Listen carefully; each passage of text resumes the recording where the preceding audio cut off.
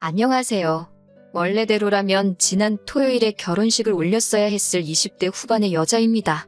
제가 눈치가 없었던 건지 이미 예비시모가 저한테 우리 집 시월드다 하고 대놓고 광고를 하며 저한테 힌트를 주고 있었는데 제가 결혼 준비하면서 너무 들떠 있어서 그랬는지 저만 모르고 있었네요.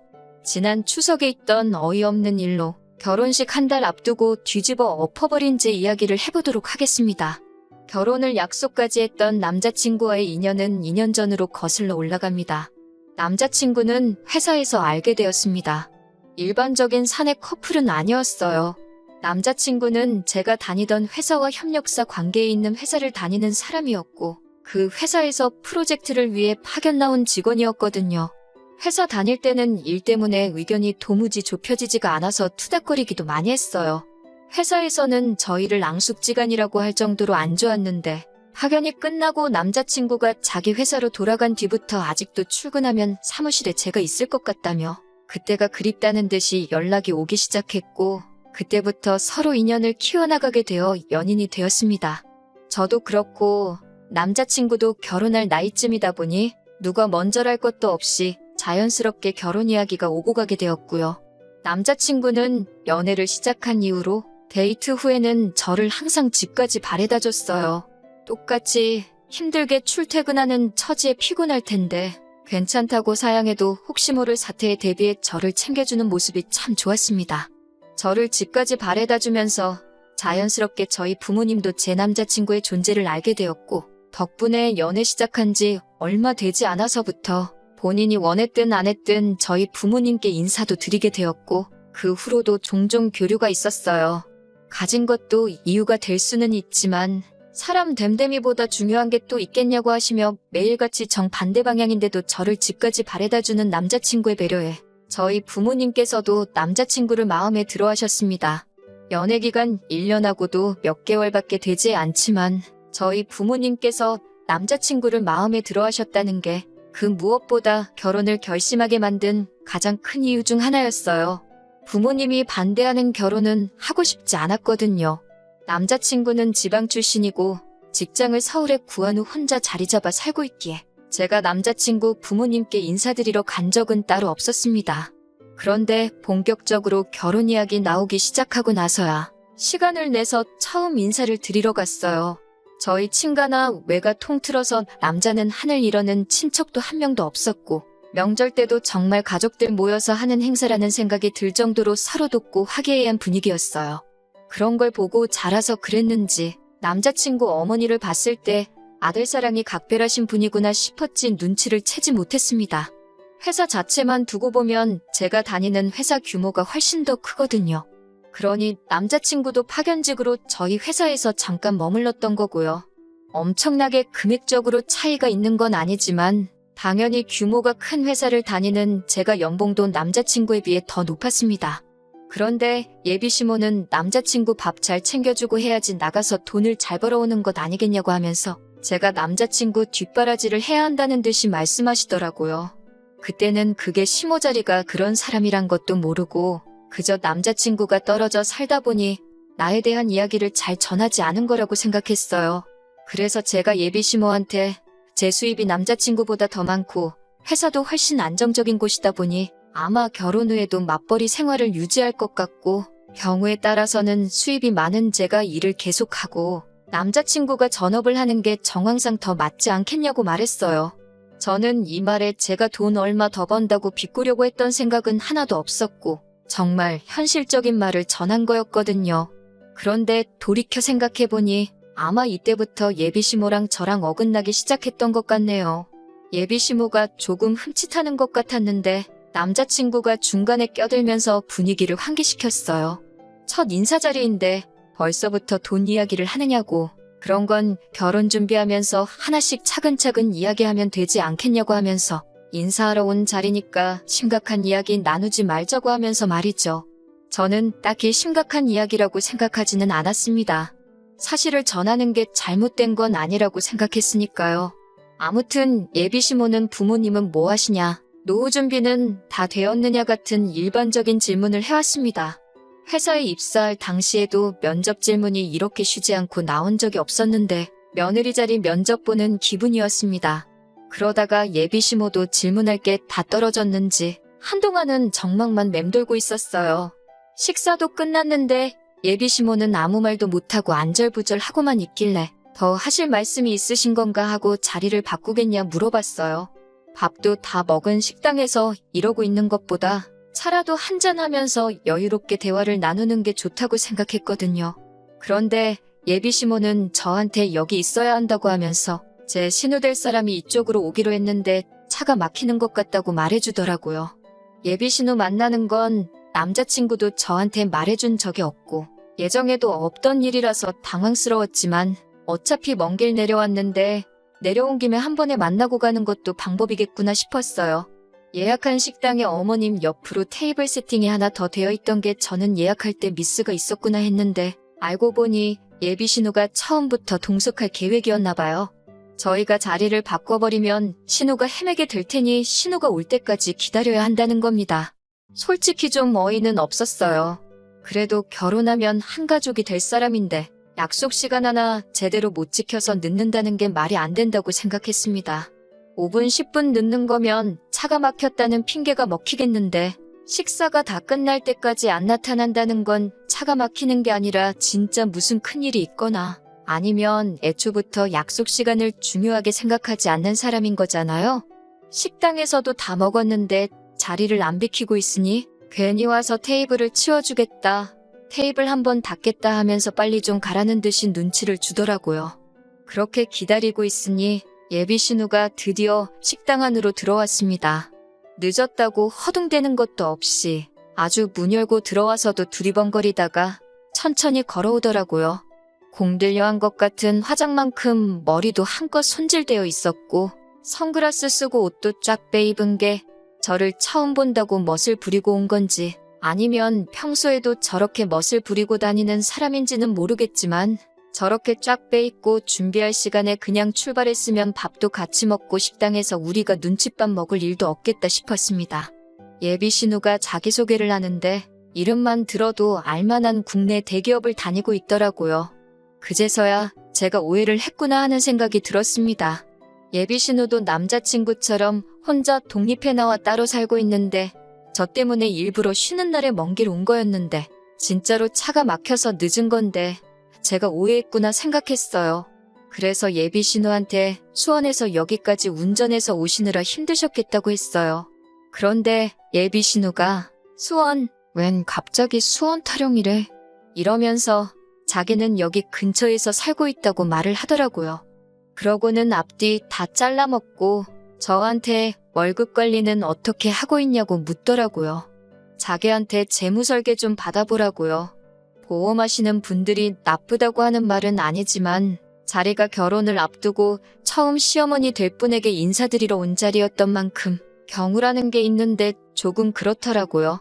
약속에도 없던 예비신우가 이 자리까지 굳이 참석한 이유가 저한테 궁금한 게 있던 것도 아니고 인사를 하러 온 것도 아니라 단지 저한테 재무설계를 해준답시고 생명보험 가입을 권유하러 나왔다는 게 믿기지가 않았습니다. 대기업 다닌다고 한 자기소개 또한 그 회사를 달리 다니고 있던 게 아니었네요. 제가 아무리 눈치가 없어도 예비신우 행동은 누가 봐도 무례한 행동이었습니다. 가입할 생각도 없었고 더 이야기 들을 가치도 없다고 생각해서 그 자리에서 딱 예비신우의 말을 잘랐어요. 저는 재무설계 받을 생각도 없고 당장 보험도 들고 싶은 게 없으니 그만 말하셔도 될 것 같다고, 그쪽 일을 하시는 것 같으니 나중에라도 제가 도움이 필요한 일이 생기면 그때 연락을 드리겠다 하고 딱 잘라버렸죠. 남자친구 차 타고 서울로 돌아가는 길에 남자친구도 누나가 오는 건 자기도 몰랐다고 잡아떼더라고요. 온다는 말에 설마 했는데 진짜로 거기까지 와서 저한테 보험을 팔려고 할 줄은 몰랐다고 슬쩍 신우의 행동을 비난하면서 사과를 하는데 다른 사람도 아니고 자기 누나가 그 자리에 오는 걸 몰랐다고 하는 말이 조금 의아하긴 했습니다. 예비시모가 그랬던 건 솔직히 아들 가진 부모님들, 특히 어머니가 아들 사랑 끔찍하다는 건 알고 있으니까 그러려니 했고 사실 그땐 예비시모 행동에 악의가 담겨 있을 거라고는 상상도 못했거든요. 며느리 될 사람 처음 만나는 자리부터 잡들이를 하려고 나오는 사람이 세상에 어디 있겠어요? 아무튼 여차저차 그렇게 첫 만남이 끝나고 나서 시간은 흘러갔죠. 그리고 양가 상견례 날짜가 잡히게 되었어요. 장소는 남자친구 본가에서 예비시부모가 수배해 놓는다 했습니다. 거리가 꽤나 되다 보니 사실 양가의 중간 어디쯤에서 만나는 방법도 있었지만 거리가 거리이니만큼 남자친구가 자기 차로 모시겠다고 했고 저희 부모님도 그럼 오랜만에 좋은 공기도 살겸해서 다녀와도 좋겠다고 하시기에 그렇게 하기로 했어요. 그런데 상견례 장소라고 도착을 하고 나니 저는 주차장에서부터 경악을 금치 않을 수가 없었습니다. 도착한 곳이 동네에 있는 곱창구이 집이었거든요. 설마 했어요. 주차장만 공유하고 건물 안에 따로 적당한 장소가 있는 줄만 알았습니다. 남자친구 따라 들어가니 곱창구이 집 안에 이미 시부모님이 자리 잡고 앉아서 저희를 기다리고 계시더군요. 조용하게 방이 따로 있는 것도 아니고 그냥 시끌벅적한 평범한 곱창구이 집이었습니다.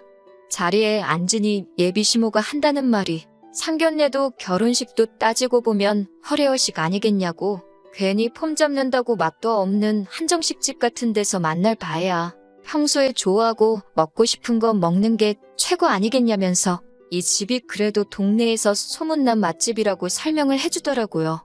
저희 부모님도 당황하신 듯해 보였지만 듣고 보니 그 말도 맞다면서 그냥 웃어 넘겨주셨어요. 저는 그 와중에도 혹시 신우가 와서 영업 같은 거 하지 않을까 테이블 위 세팅부터 살펴봤습니다. 인원수대로 준비되어 있는 게 정말 다행스럽게도 신우는 안 오는 것처럼 보였어요. 양가 어른들이 처음 만나는 의미 있는 자리를 가지고 그걸 허례허식이라고 말하는 것도 어이가 없었어요. 더더욱이 남자친구는 상견례 장소가 다른 곳이 아니라 곱창구이 집인 걸 이미 알고 있었으니 저한테 귀뜸조차 해주지 않았다는 사실이 실망스러웠습니다. 이런 데서 상견례를 할 거였으면 차라리 제가 시가하고 저희 집 중간쯤 위치되는 곳에 분위기 좋고 조용한 곳으로 예약이라도 했었을 텐데 말이에요. 저희 부모님이 괜찮다고 웃어넘기지만 않으셨으면 자리 박차고 일어났을 겁니다. 그나마 다행인 건 그래도 자리의 중요성을 알고는 계시는지 중요한 대화가 끝날 때까지 따로 식사는 시작 안 하시고 상견례다운 이야기를 주고받았다는 거예요. 결혼식은 애들 직장이 서울이니 서울에서 올리는 게 좋겠다던가부터 시가 쪽에서 오기 편하라고 대절버스를 보내겠다는 이야기, 애들 반반 결혼하기로 했으니 예단 예물은 생략하고 대신에 서울에서 결혼식 올리는 만큼 저희 쪽에서 결혼식 비용을 하겠다. 이런 이야기가 오고 갔고 예비시모도 어떻게 결혼식 비용을 한쪽에서만 대느냐 하면서 꾸민비로 어느 정도는 저한테 돌려주겠다 하는 정상적인 이야기가 오고 갔습니다. 식사가 끝나갈 때쯤에 남자친구가 슬쩍 누나는 오늘 안 오느냐고 눈치도 없이 물어보더라고요. 안 오는 것 같아서 마음 놓고 있었는데 예비시모도 아니고 남자친구가 지 누나를 찾고 있으니 어이가 없었어요. 예비시모는 기다렸다는 듯이 안 그래도 한번 인사는 시켜드려야 하는 거 아니냐 하시면서 자리에 부를까 말까 하시길래 제가 오늘만 날이 아니니까 신우는 없어도 되겠다고 중간에 말을 잘라서 겨우 무마시켰네요. 저희 부모님도 제 행동에 뭔가 눈치를 채신 듯 식사까지 다 끝났는데 오라가라 하는 것도 아닌 것 같다며 저한테 동조를 해줘서 남자친구 누나가 오는 것까지는 어떻게 잘 무마가 되었습니다. 자리는 나중에 마련해보자고 했고 상견례는 그렇게 잘 흘러갔네요. 서울에 다시 도착해서 그날 저녁에 남자친구한테 제가 자기 누나랑 잘 지내면 좋겠다는 듯이 이야기하더라고요. 시자 들어간다고 벌써부터 그렇게 싫어하는 티를 낼 필요가 있느냐며 뭐라고 하는데 너네 누나가 첫 만남에 나한테 보험가입권유만 안 했어도 나도 그렇게 행동하지 않았을 거다 말하니 저보고 너무 그 사람이 하는 일을 가지고 사람 됨됨이를 평가하는 건 나쁜 버릇이라고 저를 가르치려고 하더라고요. 누나가 뭐 등쳐먹으려고 하는 게 아니라 정말 도움이 되는 거니까 도와주려고 하는 일을 가지고 너무 나쁘게만 본다나요? 이제 한 가족인데 자기 얼굴 봐서라도 한두 개쯤 가입하는 거 어려운 일 아니지 않느냐고 하는 거예요. 한두 개쯤 들어줄 수 있지요. 그런데 제가 어머님 처음 만나는 자리라든지 양가 어른들 처음 만나는 자리에서 영업하게 두는 게 맞는 행동이냐고 따지니 더 말은 못하더라고요. 나중에 따로 자리를 만들자고 했으니 그때 이야기하는 게 좋겠고 솔직히 가족이 된다는 이유로 필요도 없는 거 가입하라고 강요하는 거 저는 원치 않는다고 다시 강조를 했더니 기분이 나쁘다는 듯이 툴툴대면서 누나 이야기는 이제 그만하자고 알아서 대화를 잘라주더라고요. 상견례 이후로 별다른 일도 없었고 결혼 준비도 다 마무리가 되었습니다. 그리고 정말 결혼식만 앞두고 있었어요. 그런데 얼마 전 추석에 기어이 일이 벌어지고 말았습니다. 예비시댁의 연휴 중에 한 번은 찾아가야 되나 말아야 되나 고민이 되었습니다. 마음 한편에서는 왠지 과일 바구니라도 하나 들고 시댁을 찾아뵈야 하는가 하는 의무감이 들기는 했는데 솔직히 같은 서울에라도 있다면 생각이라도 해봤겠지만 차로 몇 시간을 가야 하는데 엄두도 나질 않았어요. 게다가 어떻게 보면 결혼하기 전 맞게 된 마지막 명절인데 막내딸로 부모님 앞에 어리광 부릴 수 있는 마지막 기회인 것 같아 그냥 이번 추석에는 집에서 가족들과 함께 보내며 쉬어야겠다는 생각을 하고 있었습니다. 그런데 명절 연휴 시작하자마자 남자친구가 저희 집 앞이라고 연락이 왔습니다. 속으로 엄청 뜨끔했죠. 이미 연휴 시작 전부터 어떻게든 안 갈 궁리를 하고 있었는데 생각도 못한 남자친구가 이렇게 찾아왔으니까요. 그래서 집에서 편하게 있고 있던 상태로 나가서 남자친구를 마중 나갔는데 남자친구가 놀라면서 저한테 복장이 그게 뭐냐고 뭐라고 하더라고요. 집에서 있는데 뭐 차려입고 있어야 되냐고 했더니 그 옷 입고 지금 자기 부모님한테 갈 거냐고 물어보는 겁니다. 남자친구는 명절이라고 우리 집에 인사드리러 온 게 아니었던 거예요. 저를 예비시가에 데려가려고 찾아온 거였던 거죠. 사전에 저한테 미리 물어보지도 않고 지 멋대로 지금 뭐 하는 거냐고 한마디 했더니 명절인데 며느리가 당연히 가야 되는 거 아니냐고 하더군요. 아직 결혼식에 한 달이나 남았는데 왜 내가 벌써부터 며느리냐고 한마디 했습니다. 솔직히 찾아뵙는 거 어려운 일도 아니고 제 스스로 찾아뵐 생각도 갖고 있었는데 저렇게 나오니까 정말 더더욱 가야 할 이유를 못 느끼겠더라고요. 그런데 남자친구가 오히려 저한테 큰 소리를 치는 겁니다. 저보고 웃긴다고 하네요. 며느리도 생겼고 추석이기도 해서 시가 친척들이 다 시댁으로 향하고 있는데 주인공인 제가 빠지면 어떡하냐는 거예요. 그러면서 한다는 말이 제가 빠지면 우리 엄마 체면도 말이 아니고 온 가족들 음식 준비도 우리 엄마 혼자서 해야 하는 거 아니냐고 벌써부터 시댁 행사 빠질 생각 하지 말고 시간 줄 테니 저보고 빨리 준비하고 나오라는 겁니다. 그 말을 들으니 상견례 날 저보고 신호 무시하지 말라고 했던 말부터 지금 막무가내로 제가 오히려 예비시모 일 시키려고 일부러 저런다는 듯이 말하는 것까지 여태껏 결혼 날짜 잡기 위해서 남자친구가 그동안 제 눈치 보면서 편들어주는 척을 한 거지. 무슨 일에 있어서건 저보다 자기 가족을 먼저 챙길 사람이라는 생각이 들더라고요. 그래서 내가 왜 벌써부터 너네 집 며느리냐고 너네 가족 음식은 너가 가서 챙기라고 한마디 했어요. 아직 결혼식도 안 올렸는데 벌써부터 며느리 식모노릇 하는 거 강요하는 거 보면 안 봐도 답이 나온다고 결혼도 다시 생각해봐야겠다고 하고 뒤도 안 돌아보고 집으로 돌아왔습니다. 저희 부모님 눈치는 보는 건지 따라 들어오지는 못하고 제 전화기에 불이 나도록 전화를 하더군요. 마지못해 전화를 받으니 쩔쩔매면서 자기 본심이 아니라며 미안하다고 사과를 하더라고요. 본심이 아니면 뭔데 이러냐고 물으니 예비시모가 저를 처음 봤을 때부터 아주 고집도 세 보이고 신호가 제 생각해서 물어본 걸 가지고 말도 끝까지 안 들어보고 딱 잘라서 말하는 꼴이 아주 시가족 알기를 우습게 안다면서 저 같은 애는 결혼하기 전에 버릇을 제대로 들여놔야 한다고 했다는 겁니다. 아주 제 길을 죽여놓고 확 잡아놔야지 앞으로 결혼하면 자기가 편하다고 했다는 거예요. 그런 걸 시키는 예비시모도 그리고 그걸 또 시킨다고 실행에 옮기고 있는 남자친구도 어이가 없고 정이 떨어지더라고요.